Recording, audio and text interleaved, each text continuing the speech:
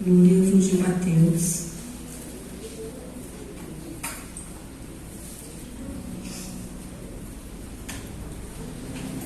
no capítulo 9.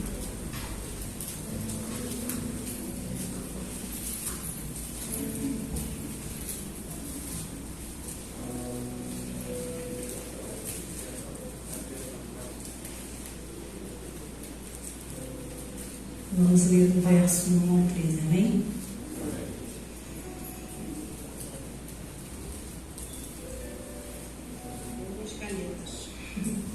Glória a Deus. Capítulo 9 de Mateus, do 1 ao 13, que diz assim para nós: E entrando no barco, passou para outra margem e chegou à sua cidade. E eis que lhe trouxeram um paralítico, deitado numa cama. E Jesus, vendo a fé deles, disse ao paralítico: Filho, tem bom ânimo, perdoados te são os teus pecados. E eis que alguns dos escribas diziam entre si: Ele blasfema. Mas Jesus, conhecendo os seus pensamentos, disse: Por que pensais mal em vosso coração? Pois o que é mais fácil dizer ao paralítico: perdoados te são os teus pecados? Ou levanta-te e anda? Ora, para que saibas que o Filho do Homem tem na terra autoridade para perdoar pecados, disse ainda ao paralítico: levanta-te, toma a tua cama e vai para a tua casa. E levantando-se foi para a sua casa, e a multidão, vendo isso, maravilharam-se, e glorificou a Deus que dera tal poder aos homens. E Jesus, passando adiante dali, viu assentado na alfândega um homem chamado Mateus, e disse-lhe: segue-me. E ele, levantando-se, o seguiu. E aconteceu que, estando ele em casa, sentado à mesa, chegaram muitos publicanos e pecadores. Diz aí, publicanos e pecadores. E sentaram-se junto com Jesus e seus discípulos. E os fariseus, vendo isso, disseram aos seus discípulos: Por que come o vosso mestre com os publicanos e pecadores? Jesus, porém, ouvindo, disse-lhes: Não necessitam de médico os sãos, mas sim os doentes. Repita: não necessitam de médico os sãos, mas sim os doentes.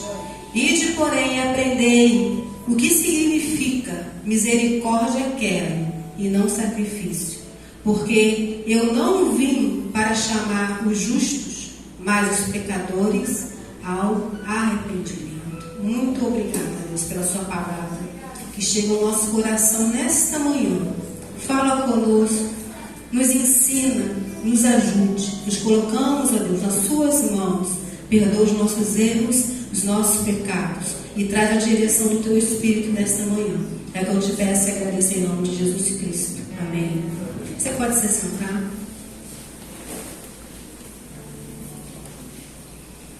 Nesse versículo, nesse capítulo 9, do versículo 1 ao 13, nós vemos algumas coisas aqui sobrenaturais, mas também outras naturais. A sobrenatural é quando nós vemos Jesus exercendo o seu poder e sua glória, trazendo cura e perdoando pecados. A Bíblia nos diz no versículo 1 que quando Jesus ele entrou num barco, ele passou a margem e chegaram pessoas trazendo para ele um homem que era paralítico, que não andava. Interessante que quando Jesus vê esse homem, a primeira coisa que Jesus fala para esse homem é algo que talvez na situação que aquele homem se encontrava era algo que ele não imaginava de ouvir. Jesus fala para aquele homem: tende bom ânimo. Aí eu pergunto aos irmãos, talvez numa situação de adversidade, que você esteja passando, aonde portas estejam fechadas, aonde a doença chega, aonde existe a escassez, né, como nós falamos aqui na escola bíblica, aí chega alguém no mar de tribulação que você está vivendo e fala, tem de bom ânimo, ou seja, alegre-se. É possível alegrar-se? Eu faço uma pergunta, digo humanamente falando, é possível alegrar-se quando as coisas estão indo mal? Acho difícil, vamos ser sinceros, tá, queridos? Aqui não é papo reto, né? Vamos ser sinceros, não existe alegria. Embora nós temos a orientação de ter alegria, como nós vemos hoje na escola bíblica, né? Todas as coisas eu posso naquele que me fortalece em todas as circunstâncias e situações. Qual é a circunstância e situação que esse homem estava vivendo? Paralítico, sem poder andar, dependendo dos outros, necessitando, né, de ser abençoado por outras pessoas, e chega e pessoas levam esse homem a Jesus, e Jesus fala para ele, filho, tem bom ânimo. E logo em seguida, Jesus ele diz para esse homem, perdoados te são os seus pecados. Jesus, quando fala isso para esse homem, Jesus traz uma libertação espiritual para ele. Quando Jesus diz, perdoados estão os seus pecados, Jesus está libertando aquele homem de coisas que aprisionavam o seu coração. Sentimentos guardados que Jesus sabia, porque Jesus conhece a mente e o coração humano. E Jesus libera em primeiro lugar, antes dele falar, toma tua cama e anda, seja curado, né? Vai andar, vai ser feliz, porque era isso que esse homem queria. Jesus ele fala assim, olha filho, tem de bom ânimo, alegre-se, porque perdoado estão os seus pecados. Então, em primeiro lugar, Jesus tira uma paralisia que existia dentro do coração daquele homem, que era uma paralisia que ninguém via, mas que Jesus estava vendo que existia dentro do coração dele, que era uma paralisia espiritual. Todos viam a paralisia física de um homem que não andava, de um homem que necessitava, né, dependia de outras pessoas. Isso todo mundo via, mas Jesus viu o que ninguém via. Então, por isso que imediatamente, quando trouxeram esse homem, esse paralítico a Jesus, Jesus fala, tem de bom ânimo, se alegre, porque o seu coração hoje está sendo limpo. Você é curado, perdoados estão os seus pecados. Então, Jesus libera uma palavra de cura espiritual para o coração daquele homem, que nós não sabemos como estava, mas Jesus sabia como estava. Jesus entendeu que aquele homem, em primeiro lugar, precisava ser liberto da paralisia que existia no seu coração. Embora ele desejasse ser curado para andar, para viver sua vida normalmente como outras pessoas, mas Jesus entendeu que, em primeiro lugar, ele precisava de ser liberto de uma paralisia espiritual. Vocês estão entendendo? Então Jesus libera essa palavra para ele e diz, perdoados estão os seus pecados. E isso trouxe um incômodo aos escribas, aos doutores da lei, né? Porque Jesus ele liberou o perdão sobre a vida daquele homem, e na concepção deles não existia outra pessoa que pudesse perdoar pecados senão Deus. Só que eles não entendiam quem estava ali era o próprio Deus, perdoando os pecados e libertando aquele homem das suas mazelas espirituais que ninguém via naquele momento, porque o que estava aparente era a sua paralisia. Então Jesus fala, é mais fácil dizer o quê? Ao paralítico, perdoados te são os teus pecados, ou levanta e anda? Porque Jesus entendia que aquele homem precisava de uma palavra que causasse um alvoroço dentro do seu coração, uma palavra que trouxesse uma vida diferente para ele. E além da sua cura física, aquele homem saiu ali liberto dos seus pecados. libertos e perdoados, porque Jesus Cristo liberou essa palavra Pai. E decorrendo do texto, além da gente ver, de nós vermos Jesus alcançando esse paralítico, levando uma palavra de perdão, de libertação para ele, nós vemos também no versículo 9 que Jesus estava passando daquela situação e viu assentado um homem chamado Mateus e disse: segue-me, e ele levantou e o seguiu.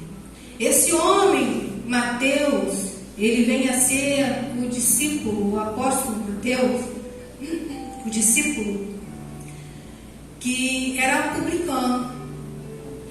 E nós sabemos que os publicanos não eram bem vistos, né, aos judeus, porque era judeu que cobrava imposto à sua nação, mas que trabalhava para o governo de Roma, o governo romano.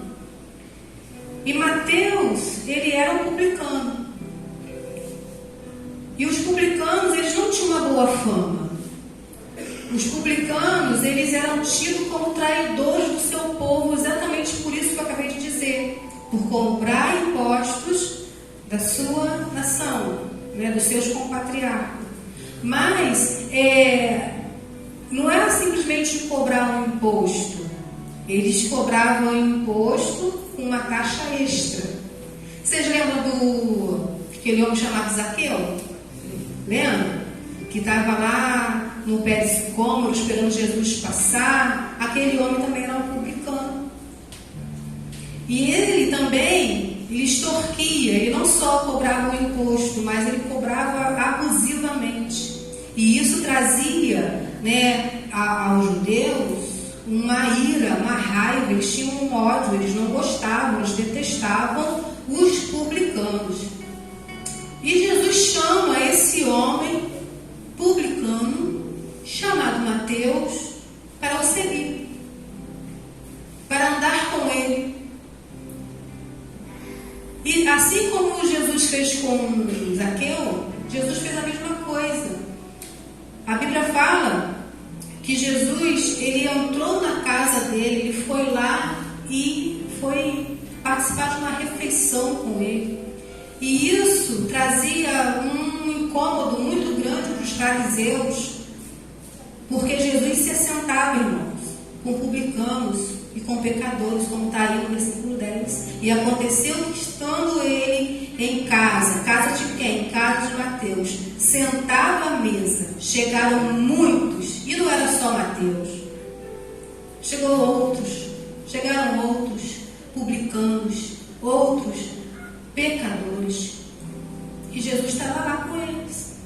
Sentou-se à mesa juntamente com Jesus e com seus discípulos. Olha que coisa maravilhosa. Só que isso trazia um incômodo. Os fariseus, eles vendo isso, eles disseram: como pode sentar Jesus, sentar os discípulos? Porque o vosso mestre senta com os publicanos e com os pecadores. Aquilo era estranho, porque as pessoas conheciam Jesus, sabiam que Jesus era um homem santo. Era um homem que realizava milagres, assim como fez aqui com o paralítico, liberava a palavra de bênção.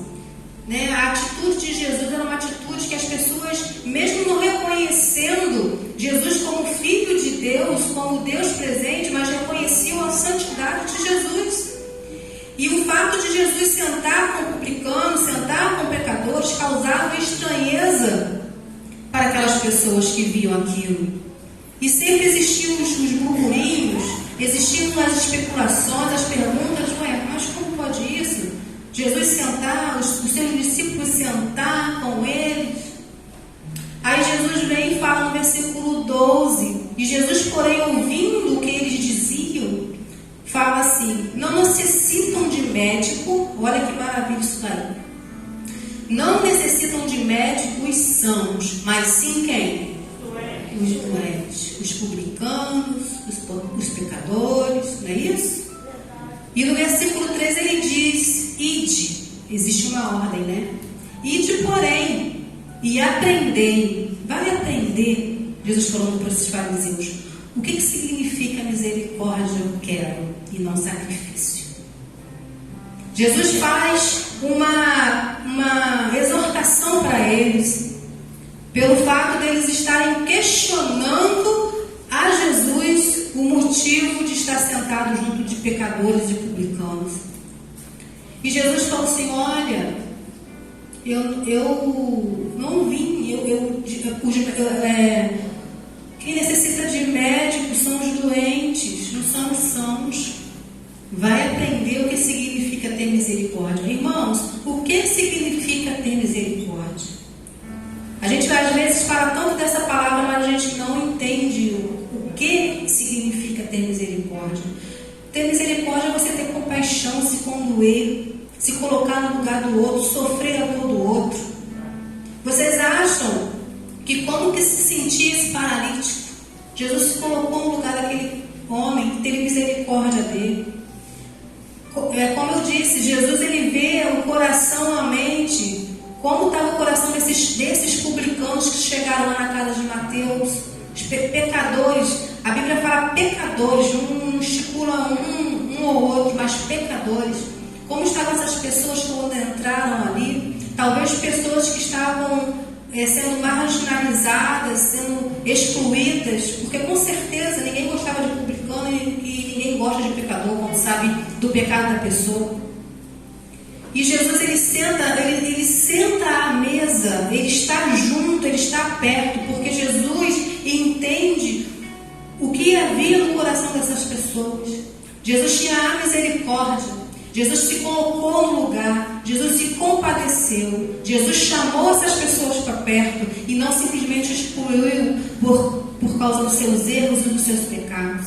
E por isso que ele faz essa exortação aos fariseus. Jesus fala: não necessitam de médico os sãos, mas sim os doentes. Ide e vai aprender o que significa misericórdia, eu quero, e não sacrifício. Porque eu não vim para chamar justos, mas os pecadores ao arrependimento. Quem é pecador aí? Levanta a mão. Todos nós somos, né, queridos? Nisso nós vemos que Jesus ele não faz acepção de ninguém. A intenção de Jesus é sempre chamar para perto, estar para perto de Jesus, porque ele se coloca perto. Jesus ele visita, ele entra na casa. Jesus, quando está dentro do ambiente, existe paz. Quando Jesus está no ambiente, existe uma transformação.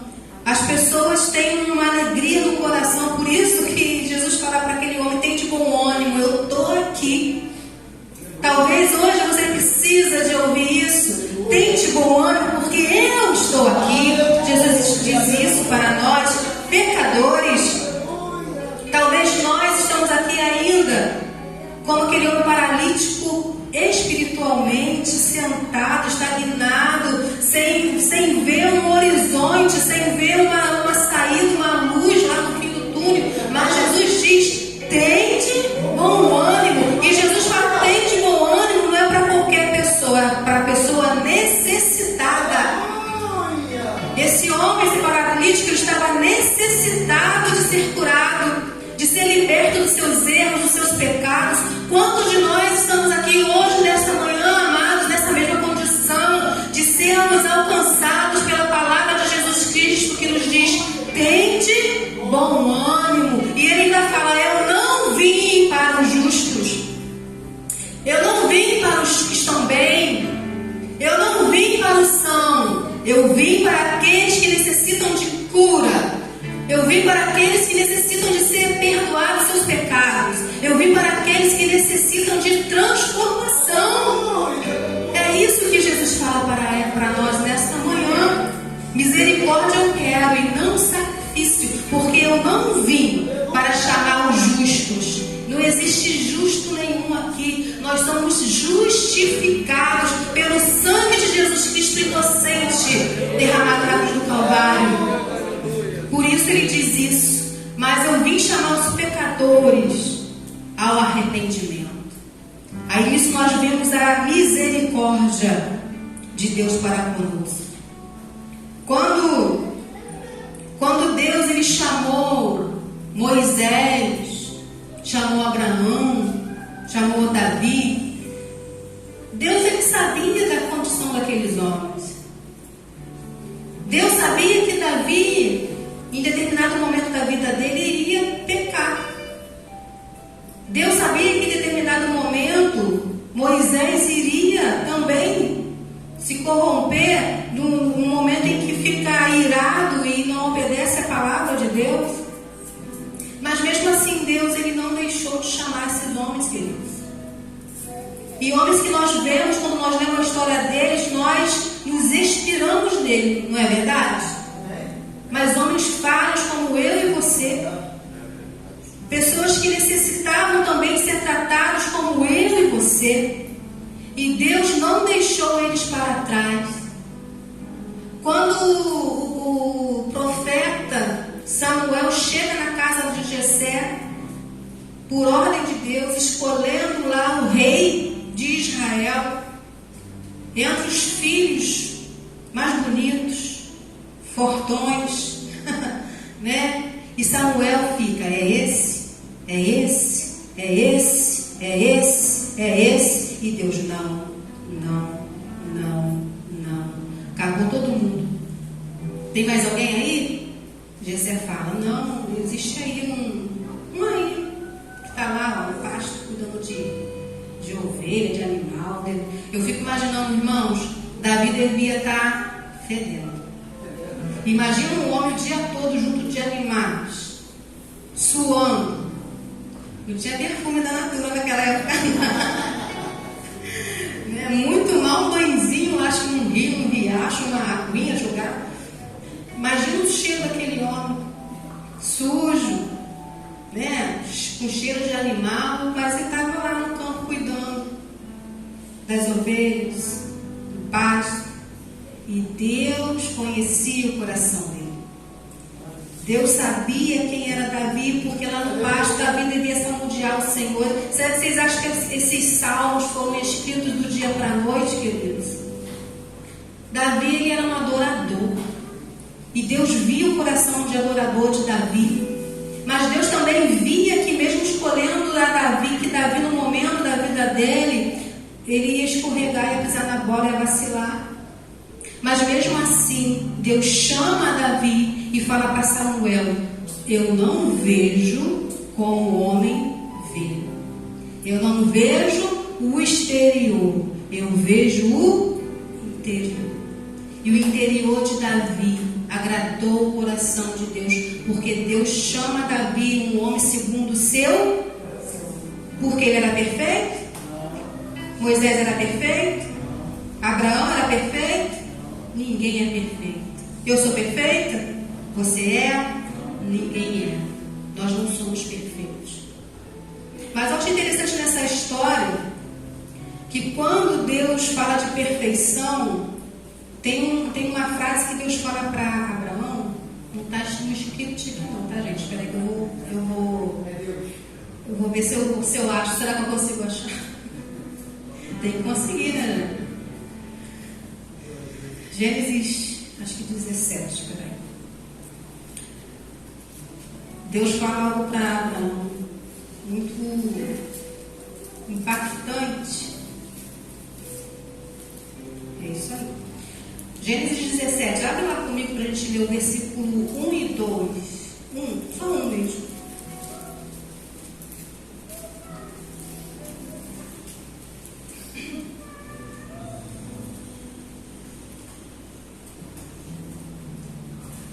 Acharam lá? Gênesis 17, versículo 1 diz assim: sendo, pois, Abrão, ainda não tinha mudado o nome, né? Da idade de 99 anos, quem que apareceu para Abrão? O Senhor. E Abrão e disse-lhe: eu sou quem? Deus Todo-Poderoso. Anda em minha presença e ser perfeito. Abraão era perfeito, gente? Mas como que Deus está exigindo uma perfeição de um homem que não é perfeito? Qual é o mistério dessa frase aí?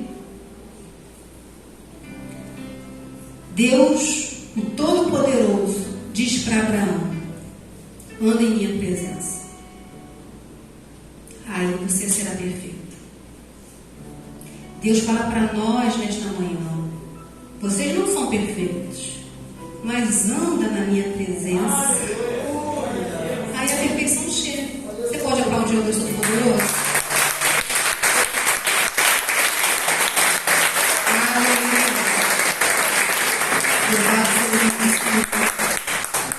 O segredo é isso, queridos. Não existe um justo sequer. Não existe ninguém perfeito. Mas é como o apóstolo Paulo, ele diz: não que eu já tenha alcançado, não que eu seja perfeito, mas eu prossigo, porque eu quero alcançar o quê? A coroa que está em Cristo Jesus. Não que eu seja perfeito, não que eu já tenha alcançado ou obtido alguma coisa, mas o apóstolo Paulo, ele entende exatamente o que Deus falou para Abraão: anda, prossegue na minha presença e ser. Vocês estão entendendo isso? É o andar com Deus, é o andar na presença de Deus que vai nos dar a capacidade de alcançarmos a estatura de varão perfeito. Amém? E Deus fala comigo algo maravilhoso que eu guardei no meu coração há anos.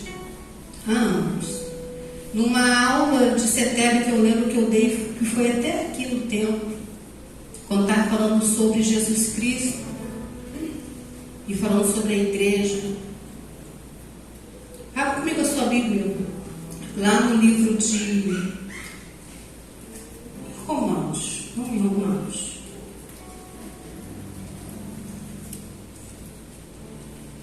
Romanos, no capítulo 12.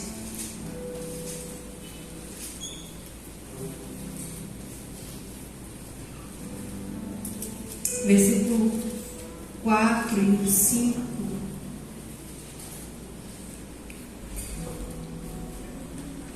Diz assim, Romanos 12, versículo 4 e versículo 5. Porque assim como em um corpo temos muitos membros, e nem todos os membros têm a mesma operação, assim nós que somos muitos, somos um só corpo em Cristo, mas individualmente somos membros uns dos outros. Quem é o cabeça da igreja? Quem é o corpo de Cristo? E a igreja é constituída por quem? Pessoas, né? Um pensamento que me veio na mente, tinha que ser na mente, meu pensamento, é uma indagação, uma pergunta que eu fiz para Deus. Falei: Senhor, o Senhor é o cabeça da igreja, a igreja é o seu corpo, e quando nós pensamos no Senhor, nós sabemos que o Senhor é santo e o Senhor é perfeito. Não é, gente? Jesus não é perfeito? Jesus não é santo? Então a igreja também tinha que ser perfeita e santa, porque o corpo é de Deus, é de Cristo. Aí me veio uma resposta que eu entendi tudo. Jesus, ele é o cabeça. Nós, a igreja, somos o corpo. Só que o corpo de Cristo não é perfeito.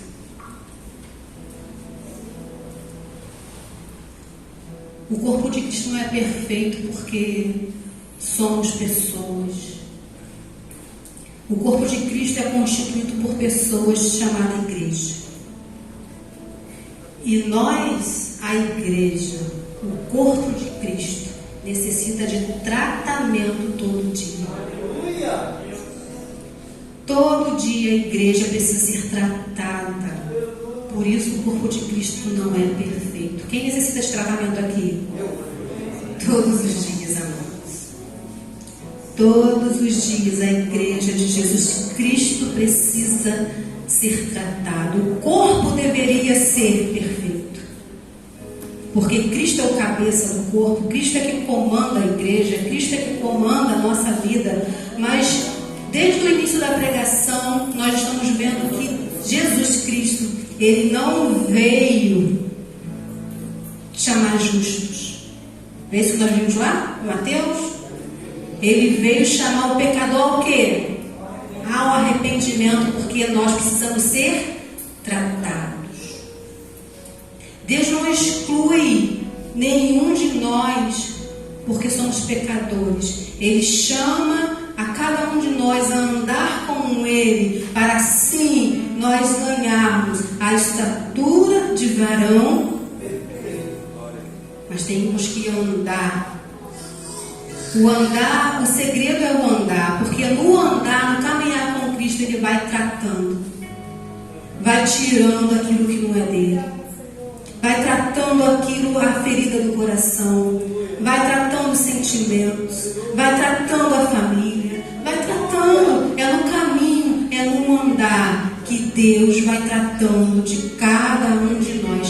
Por isso, a igreja ela não é perfeita, porque a igreja está avançando todos os dias de glória em glória, melhorando a cada dia.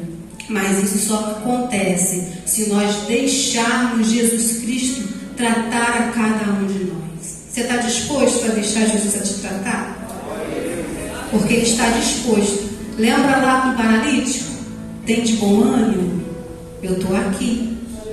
É isso que Jesus fala para nós. Tem de bom ânimo, eu estou disposto a tratar. Tem de bom ânimo, eu estou disposto a estar junto. Lembra quando ele entrou lá na casa de Mateus? Ele não só entrou na casa de Mateus, queridos, ele chamou Mateus para ser seu discípulo. E Jesus não olhou a condição de publicano. Jesus sabia muito bem quem eram os publicanos, que eram pessoas que extorquiam o outro, cobravam imposto além do que deviam. Mas isso não fez com que Jesus não chamasse Pedro, sabendo que Pedro iria o negar.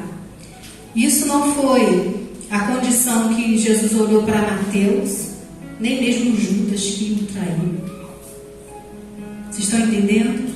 Então, Jesus nos chama nessa manhã, queridos, a nos deixarmos ser tratados por Ele, porque o corpo de Cristo, para ser perfeito, necessita de tratamento. E ninguém é perfeito. Nós temos falado muito do apóstolo Paulo. O apóstolo Paulo, por isso que ele fala, eu citei aqui o que ele disse lá em Filipenses. Não que eu seja perfeito, eu tenha alcançado a perfeição, mas eu consigo.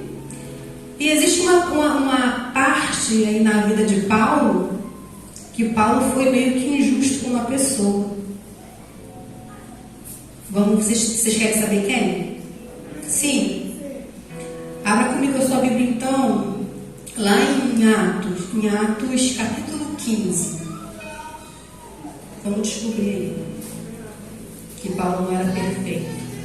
Paulo ele tinha um temperamento colérico, aquela pessoa assim explosiva, que falava o que vinha na mente, não estava nem aí. Falava, não sabia, não queria saber se estava magoando alguém ou não.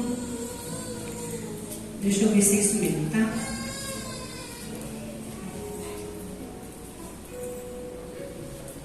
Acho que 15:37.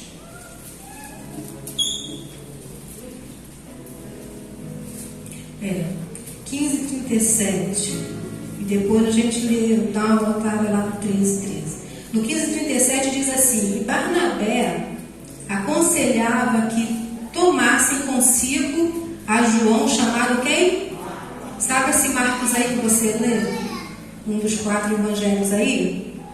É esse Marcos, João Marcos, esse Marcos aqui, que era companheiro de viagem de Paulo e de Barnabé. Volta um pouquinho aí no capítulo 13, no versículo 13 também. 13:13.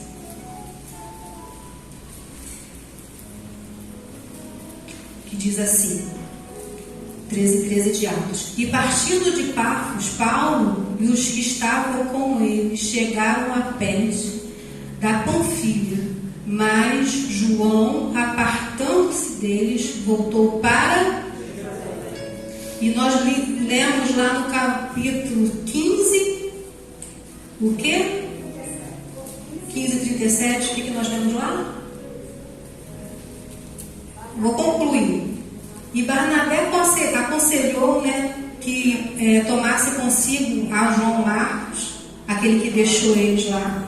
Mas Paulo parecia razoável que não tomassem consigo aquele que desde a Panfilha se tinha apartado deles, e não os acompanhou naquela obra. A tal contenda houve entre eles, que se apartaram um do outro.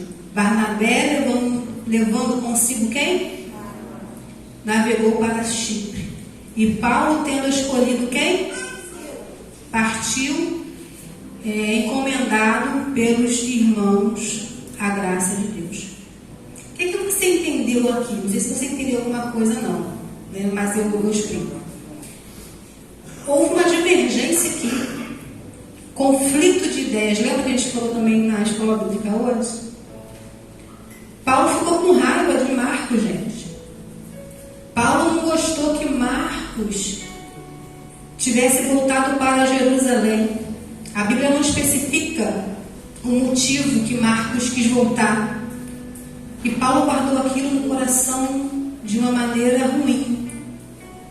Então, quando Barnabé, ele fala, quando existe uma outra viagem, uma segunda viagem, Barnabé fala assim, não, vamos chamar Marcos para ir com a gente, ele é legal, ele colabora legal. Paulo, não. Você lembra o que ele fez lá? Deixou a gente e voltou para Jerusalém. E Barnabé não concordou com o que Paulo estava falando. E Barnabé pega, deixa Paulo e se associa a Marcos. Por sua vez, Paulo então tá, vocês vão para lá que eu vou seguir o meu caminho. Ele pega Silas e vai. Só que, como eu disse para os irmãos, ninguém é perfeito. Deus não deixou de abençoar Barnabé e Marcos. Tanto é que Marcos tem uma epístola, uma carta, um evangelho aqui escrito com o nome dele. Foi um homem que contribuiu com perseverança na obra, na propagação do evangelho, junto com Pedro. Barnabé, Pedro, sabe? Se Barnabé ouve o que Paulo diz, o que teria acontecido com Marcos, gente? Teria sido excluído, morto na fé, não avançaria como avançou. Vocês estão vendo como ninguém é perfeito? Mais tarde, Paulo ele reconhece isso e elogia a Marcos, porque ele foi alguém que realmente ajudou na propagação do evangelho. Deus não vê como o homem vê. Todos nós necessitamos de tratamento. E o apóstolo Paulo, quando fala, não que eu seja perfeito, eu prossigo, ele sabia quem ele era. Você sabe quem você é? Eu sei quem eu sou. E eu sei que eu não sou perfeito, que eu necessito de tratamento todos os dias, sendo parte do corpo de Cristo Jesus. Precisamos todos os dias, queridos, nos rendermos ao Senhor, andarmos na sua presença, permitir sermos tratados, o corpo de Cristo tratado, porque só assim o corpo de Cristo vai ser o quê? Perfeito. Jesus disse, eu não vim para os justos, eu vim para os pecadores. Não são as pessoas que são sãs, que têm saúde, que precisam de médico. Não são. Eu vim para aqueles que necessitam ser curados. É isso que Jesus diz para nós nesta manhã. Você vai permitir Jesus te tratar? Eu também. Todos nós precisamos ser tratados, porque nós somos um corpo que não é perfeito, nós somos um corpo imperfeito. Só que Jesus Cristo é o cabeça, então ele dirige o corpo no caminho correto. Você pode aplaudir ao Senhor?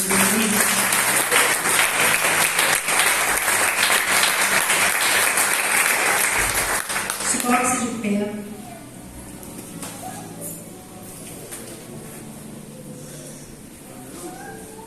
Como igreja, corpo de Cristo, que não é perfeito. Coloca sua mão no seu coração e faz a sua oração. Nós vamos orar juntos, mas faça a sua oração, porque você que sabe o que está dentro do seu coração, da sua mente. Você sabe o que, aonde necessita ser tratado. Jesus nesta manhã está aqui dizendo: tem de bom ânimo, eu estou aqui para cuidar de você. Tem de bom ânimo, porque eu estou disposto a sentar à mesa, entrar na sua casa. Tem de bom ânimo, porque eu tenho palavras de perdão para liberar sobre a sua vida. Tem de bom ânimo, porque eu estou contigo. Eu sei que você não é perfeito, mas eu não vim para quem é perfeito. Eu vim para trazer o perdão e levar o pecador ao arrependimento. Porque nós, ainda sendo pecadores, Deus ele enviou Jesus Cristo por amor de cada um de nós, sabendo da nossa condição de pecador. Oh Senhor, obrigada. Obrigada, Senhor, porque o Senhor não nos rejeita. Obrigada, Senhor, porque o Senhor não nos exclui. Obrigada, Senhor, porque nós podemos contar com a sua mão, forte mão soberana sobre as nossas vidas. Senhor, nós entendemos que nós somos o corpo, o teu corpo, somos a igreja que necessita ser lavada, remida, tratada todos os dias. Todos os dias tem coisas que nós temos que tirar para alcançar a perfeição. E sabemos que nós não somos perfeitos, Deus, mas o segredo está em andar contigo, ouvir a sua voz. E nós estamos aqui, a igreja que não é perfeita, mas que aceita andar contigo, Senhor. Estamos aqui, Senhor, colocando o nosso coração, a nossa mente, pedindo ao Senhor que o Senhor venha chegar a nós com a tua palavra de libertação, Senhor, para que toda paralisia saia de nós, para que nós possamos ser alegres. A tua palavra nos diz nesta manhã: tem de bom ânimo.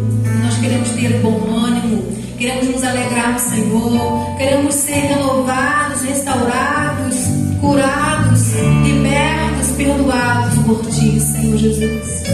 Fica conosco, porque nós somos a sua igreja. Nos abençoa. Entregamos a nossa vida, o nosso coração, a nossa mente, os nossos sentimentos a ti. E pedimos que o Senhor venha nos visitar. Em nome de Jesus. Você que orou, você pode aplaudir o Senhor.